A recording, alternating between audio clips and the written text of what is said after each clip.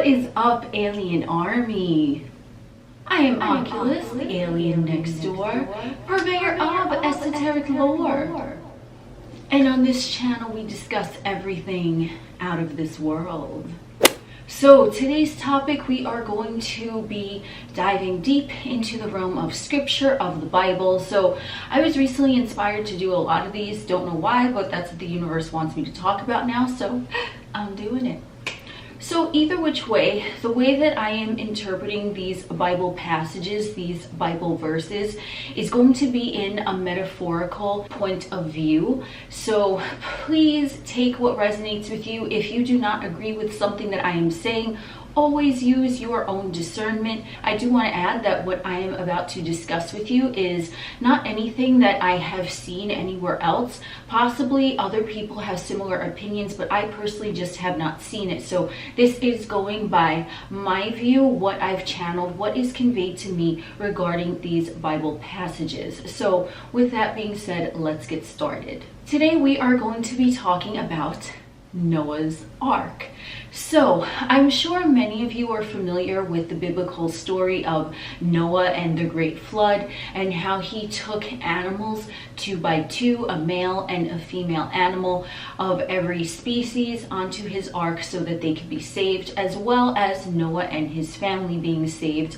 And the great flood in the Bible, or at least the familiar version, dictates that the flood came and washed away all life from earth, aside from, as God instructed Noah, to bring these animals and his family on this ark. So I'm sure you've heard a lot of theories regarding Noah's Ark. Now, this was brought to my attention when I was channeling yesterday, and this is the perspective that was given to me about Noah's Ark actually being a metaphor. Perhaps it did happen in the third dimensional plane here on Earth, but the way that the information was communed to me is that Noah's Ark is actually a metaphor. Remember, the Bible is written in archaic language. The Bible is not easily deciphered. Some may look at the Bible as face value scripture. What you see is what you get. I view the Bible as a great source for manifestation techniques and symbolism of universal life force energy that flows within us all. So keep this in mind as we progress through this biblical story. And the Lord said unto Noah, Come thou and all thy house into the ark, for thee have I seen righteous before me in this generation. So with this Bible verse, the information that is conveyed to me metaphorically is that this essentially is talking about the spiritual awakening of a man named Noah. So this could be anyone. This could be you, this could be me, this could be your grandmama, this could be anyone, okay? And this is just this personal experience that this man named Noah had regarding his own spiritual journey. So when we're going by the actual physical events, it takes on a different but similar meaning to what I'm about to express to you. So the definition of flood that we are going to be using here is an outpouring of tears or emotion, or arrive in overflowing amounts or quantities. The flood typically is associated with water, which is why in the story of Noah's Ark, we picture a big wooden ark surrounded by a whole bunch of water that came upon the earth. So in regards to spiritual awakening, the flood, the element of water or emotion, is actually what was going on in the story of Noah's Ark. The man named Noah was having his own spiritual awakening because Noah had finally had a pivotal moment in his experience where he found God. Now, when someone talks about a dark night of the soul, this can be compared, in my view, what is conveyed to me, as similar to the flood of Noah's Ark, because typically a dark night of the soul is meant to banish or wash away, flood one with an overwhelming sense of emotion of things that they might not have grappled with any time before. So when we're talking about the flood in the metaphorical sense, this is in regards to the dark night of the soul, the spiritual awakening that Noah was experiencing during that time, because he heard the voice of God, as we all can, and the voice of God led him into this journey, letting him know that the flood, the tidal wave of emotions that was about to overcome him, would not sink his ship, would not compromise the structure of his ark, which we will get into in a moment. So the flood of spiritual awakening is simply stating the overwhelming sense of emotions that everything one has thought they knew before being washed away, being wiped away in this flood, in this tidal wave of this emotional surge that was about to overcome Noah or anyone else. So typically, when the dark night of the soul is discussed, it stipulates that there's a bad time to be had, right? But when one is really looking at dark night of the soul, it's simply shining God force, enlightened energy, illuminating things that which were hidden in the darkness of the emotional realms before. Henceforth, the flood of washing away everything that is no longer serving the individual.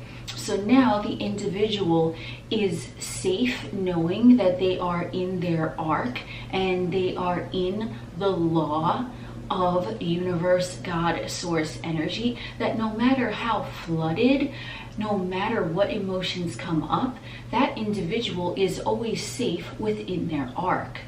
The dark night of the soul, spiritual awakening, lasts as long as one allows it to. The dark night is the messenger of the new age yet to be born. The dark night may be likened to the great flood in the Bible. How long does it take for you to figure something out, enough to be illuminated by the truth of it? One may be illuminated in a simple instant, or over a lifetime or lifetimes. So when we're discussing the biblical story of Noah and the flood, this is essentially his spiritual awakening, his own dark night of the soul, where he is being cleansed, he's being washed away of these emotions that are no longer serving him. Hence the metaphor of the flood and the water, the emotional element. His subconscious mind, which is typically associated with the water element because it is feminine in nature, is being wiped away, allowing a new genre of emotional process to be born after. So this is, in other words, somewhat of a rebirth. The main component to keep in mind is that one must remain in their ark. The ark, even though it might be moved about in the flood of emotion that befalls the seeker, they are knowing that they are safe and protected in their own spiritual illumination. So you are probably wondering, what does the ark symbolize metaphorically? Now, as conveyed to me, this is in regards to the Ark of the Covenant.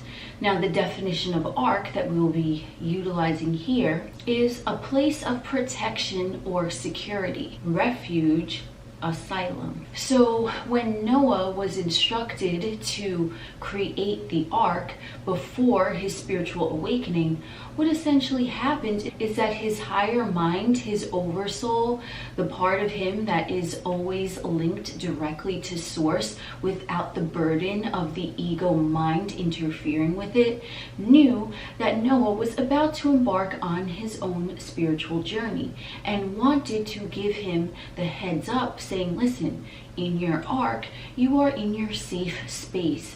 This is your space. No matter what flood befalls your surroundings on earth, aka the material realm, physical realm environment, know that you can get through it by remaining true to yourself, true to source, and remaining steadfast in your knowing that you are safe and protected in your ark. The ark being what is conveyed to me, the pineal gland, which is located in the center of the human brain.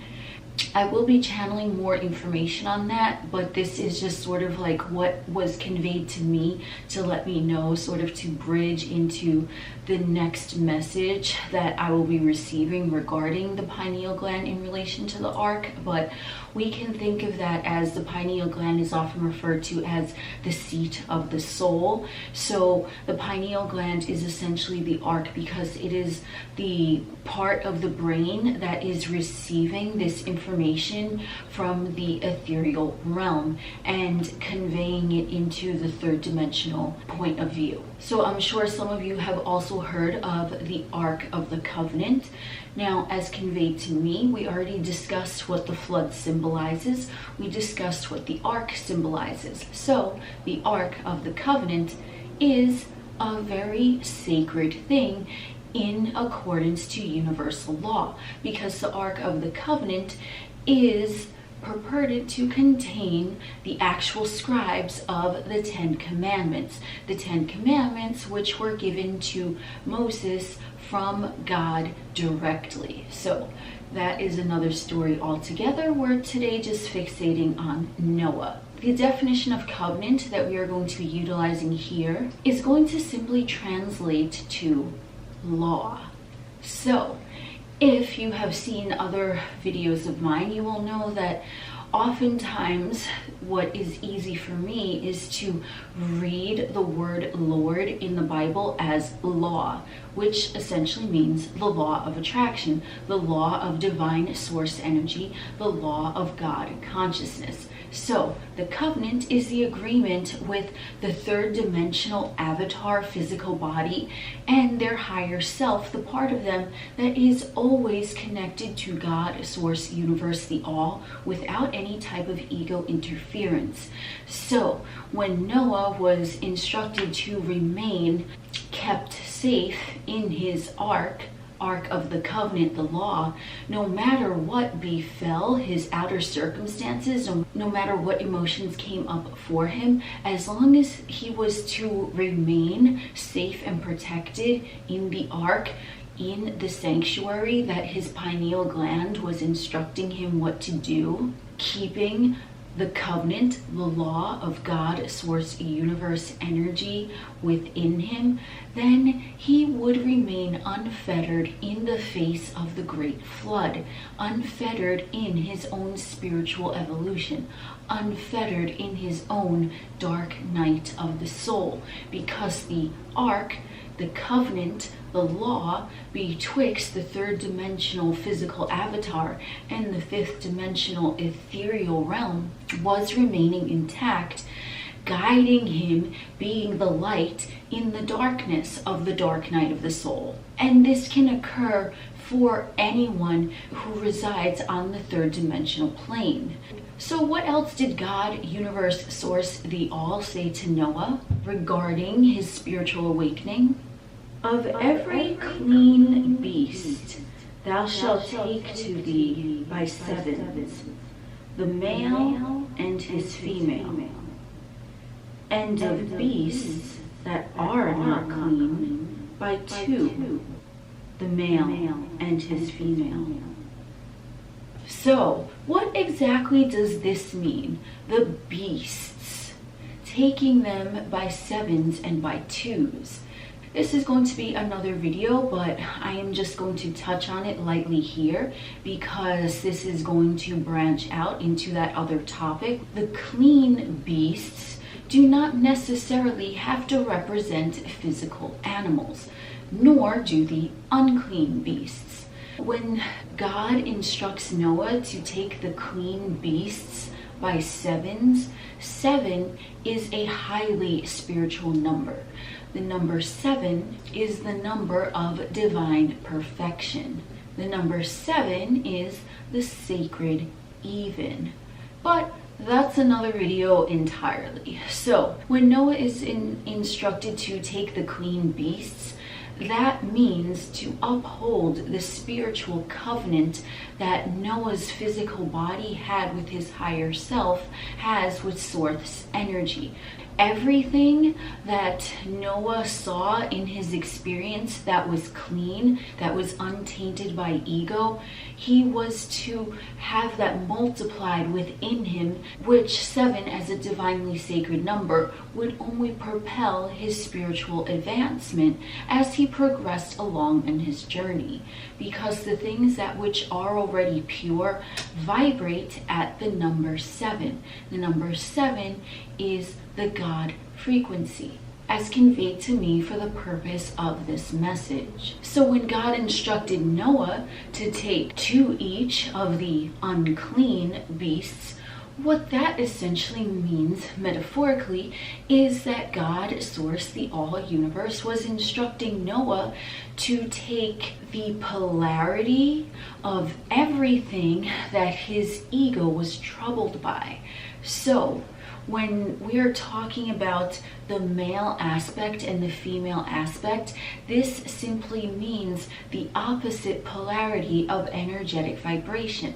For simple purposes, because I do have other videos regarding this topic, we are just going to say that the male aspect of something is the propulsion of creative force. It wills creative force into producing what the male aspect energy wants, and the feminine aspect, the female aspect, is going to take forth what the male principle wants it to do and bring it into life, into physical form. This can also be likened to the male conscious mind, female subconscious mind. When God instructed Noah to go within his ark and things that were already in balance, in perfect harmony with the 7s on his earthly plane, because the beast can also be likened to every experience or situation that one can view on the 3rd dimensional plane and participate in on the 3rd dimensional plane,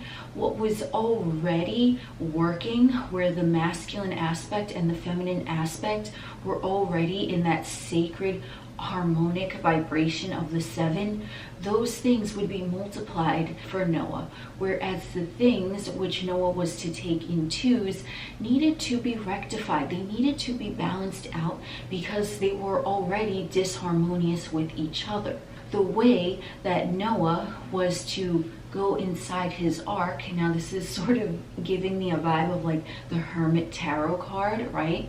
Where you're just kind of self-illuminating with your own perspective on things. What this essentially means is that the things which troubled Noah's ego were to be taken in and rectified. This is why the 2. The 2 is the number of balance and union, okay? So when we are looking at the male principle and the female principle, if they are out of balance, you're going to be 2 forces, but one is going to be pulling and one is going to be pulling in the opposite direction if they are not in harmony. Because when they are in harmony, the 2 poles cancel each other out and neutralize and allow things to return to the God source number 7, where everything is harmonious. Remember, on the 7th day, God, source, universe, the all, took the Sabbath, relaxed, because 7 is the sacred number of evenness, where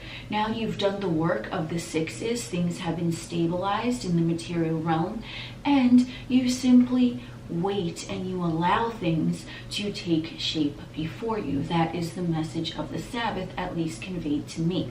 So when Noah was going through his spiritual awakening, what he learned was that things that were already harmonious would be multiplied much more rapidly and given back to him. So an example of this would be you have a healthy point of view in a certain area of your life, and that area of your life keeps multiplying and keeps rapidly bringing you more things than that which you expected, because it's already in harmony. So now it is going to work for you. Things that are not in harmony, the twos where the balance is on uneven or unequal playing fields, need to be harmonized, because now you are concentrating on the poles. With the sevens, you are not necessarily concentrating on the poles, you are just seeing the whole, and now you are resting and you are allowing things to flow peacefully.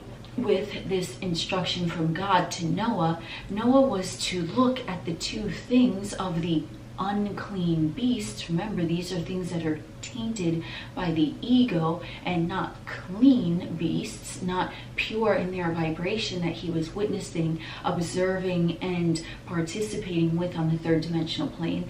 The things that he was having an ego issue with on the third dimensional plane were not being looked at from a perspective of the sevens divine perfection. They needed to be rectified, balanced, harmonized with each other in order for him to advance on his spiritual journey. So what outcome did this have for Noah? And every living substance was destroyed which was upon the face of the ground, both man and cattle, and the creeping things, and the fowl of the heaven, and they were destroyed from the earth. And Noah only remained alive, and they that were with him in the ark.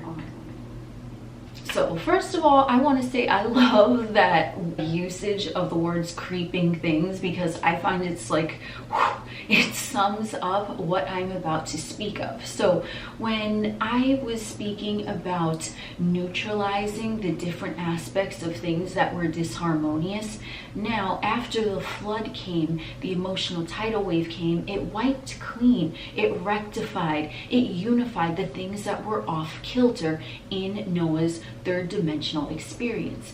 This is why this passage talks about things of the earth, because the earth is the third dimensional material plane.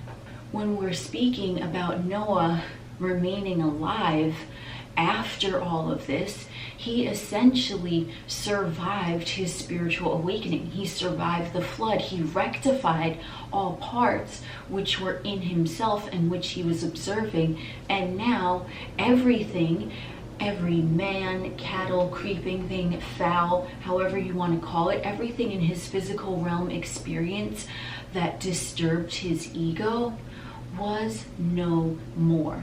Now he was essentially wiped clean with the flood of emotions that propelled him forth on his spiritual journey. He remained steadfast and true to the law, the Lord, his covenant with universe, life force, the all, God, etc. And because of that, now his third dimensional experience, the things that were troubling his ego were now washed away in that flood. So Noah essentially remained intact. The part of him that is alive and always connected to source remained intact. And the ego parts of him that were not rectified were let go. And then he was free to roam a new earth via his new perspective on his third dimensional experience. that is what I got for you. I am going to be making another video regarding the sacredness of the 7, among other things. I might be doing one on the 10 Commandments. As soon as that information is conveyed to me, I will be doing that. So I just want to give you a heads up there.